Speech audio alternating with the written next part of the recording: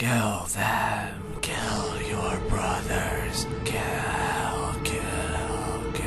Hey, wake up, you bum, and kill your brothers.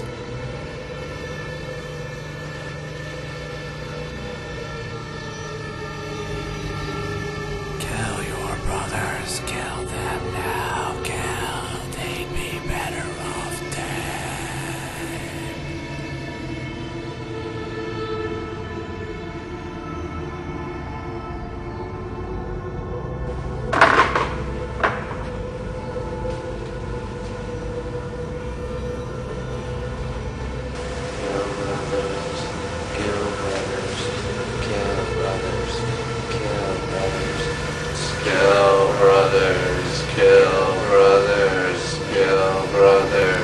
Wait a minute, we're brothers. Yeah, we're brothers. We're supposed to love each other. Yeah, that's right. We're supposed to protect each other. Let's stop this nonsense. There's only one box of Totino's pizza rolls left. Fuck that. No, the last piece is mine. Those Totinos are mine, motherfucker! Like so many times before, all around me the shadows growing as I try to cry out your name. The poacher. You see, this is his cottage. No one else may live here. My wife and I couldn't have known that, but you knew, didn't you, Mr. Chase? No! Ken shook his head and continued to back away. No! I didn't know! I didn't know! But you did, said Collier as he came into the room. They know you did. They've told us all about you. What? Ken suddenly felt one of the night tables against the back of his thighs. Who are you talking about? Who are they? The others. The others who have died here, and who still remain. Ken shook his head emphatically. Oh, this isn't happening! This isn't real! He felt his way around the wall, stumbling past Collier and out to the top of the stairs, ready to descend in a headlong plunge to the front door, when, instead, he froze. At the bottom of the stairs, Collier's wife stood looking up at him. He had forgotten her name until yesterday, when the newspaper story jogged his memory. It was Jane. She smiled faintly at him, as if she had heard her name in his thoughts. Beyond Jane Collier were others. Ken couldn't see them clearly, as they were further back in the lower hall. As if taking their cue, they began to move towards the stairs. Ken looked again at Jane Collier. She was walking up the stairs towards him now, the faint smile still playing on her lips. No, Ken whispered. You can't sell this place again, Mr. Chase, said Collier, coming out of the bedroom. We won't let you. No! Ken screamed. He turned from the stairs and made to run to the door at the opposite end of the hall, but he stopped as he saw the door handle turning. Who could be? The door began to creak open, and from behind it, a darkness began to pour into the hall like smoke.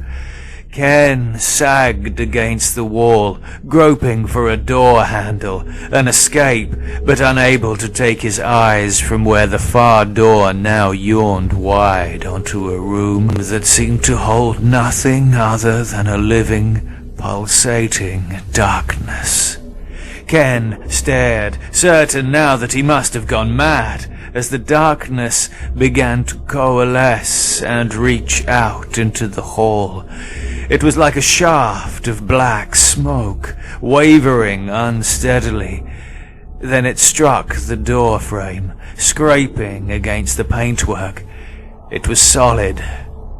It swayed out again, rising to point at his face. Ken stared at the twin black barrels of a double-barrel shotgun and shook his head. No! His hand found a doorknob and tried to turn it, but it wouldn't move. Behind him he could hear the stairs creaking under the weight of others approaching. Ken watched as beyond the barrels of the gun a shape began to form in the blackness. It shuffled unsteadily forwards, the gun swaying before it like a blind man's cane. A man shape emerging, but incomplete. Ken turned and grabbed the door handle with both hands. He twisted it savagely in either direction, but it wouldn't open. Fuck! He couldn't look away from the door. He had to focus on it because it was real. And what was coming out of that far room couldn't be real because it didn't have a head. It didn't have a fucking head. Open! Ken screamed. He threw his shoulder against the door. Open, you fucking bastard! The door crashed open, and he fell into the room. He spun around and snatched at the door, falling against it and slamming it shut. He pressed himself flat against it, braced for the assault. He listened for the sounds of the gathering dead, but all he could hear was his own heart hammering against the wood. Oh, please! In the name of God! Leave me alone! Please! I won't sell it, I promise you! Collier! I won't sell it! There was no reply. Ken shifted around so his back was to the door. He was in a child's room. A cot that looked brand new sat in the middle of the floor. Several cuddly toys stared at it from where they had been arranged against one wall. They too looked new, as though they had never been played with. Ken looked at the door handle. There was no lock. He needed something to wedge against it. He reached out and managed to grab the cot. He dragged it over and shoved the headboard tightly beneath the handle. As he did so, he felt the temperature of the door begin to drop. Then there came a light knock upon it. "Fuck off!" screamed Ken. There was a thump against the door, followed by another. Then the door began to rattle and shake as many hands began to fall against it. Ken turned and ran to the small sash window.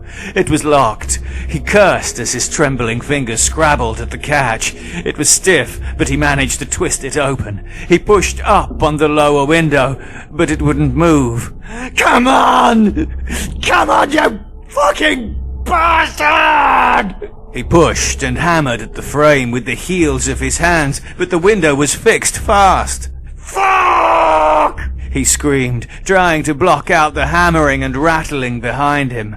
He pulled down at the top window, but it was as unyielding as the lower. Then he heard the cot scraping slowly against the floorboards. "No!" He couldn't look behind him. He took a step back from the window and kicked at the lower pane, shattering it in an explosion of glass and broken wood. He wrapped one of the curtains around his fist and began punching out the remaining shards of glass from the framework. Behind him, he heard the cot scraping faster now as it was pushed back and the door began to open. Still, he didn't turn back. He thrust his head outside and looked down. Directly below was a garden shed. His heart soared. It was only a short drop. He could do it easily. Jane Collier spoke softly, almost musically behind him. "Oh, you found the baby's room, Mr. Chase." Ken glanced back to see the woman entering. He noticed for the first time the rounded shape of her belly beneath the long cotton dress she wore. She smiled and ran her hand over her swollen middle. "I can still feel him kicking, Mr. Chase. Would you like to feel? Just here. For the first time, Ken realized he was crying when he heard his piteous reply. No. Please. No. He felt a weakness pulling him down as he saw other fingers clasping and pushing at the door. You can't leave, Mr. Chase, said Jane Collier. No, Ken sobbed, shaking his head and turning to the broken window. I gotta go. He bent forwards and grabbed the windowsill. He could hear the others coming in behind him. Then he felt a light, icy touch fall upon his neck, and he screamed. He launched himself out of the window. The broken glass teeth still in the frame tore at his shirt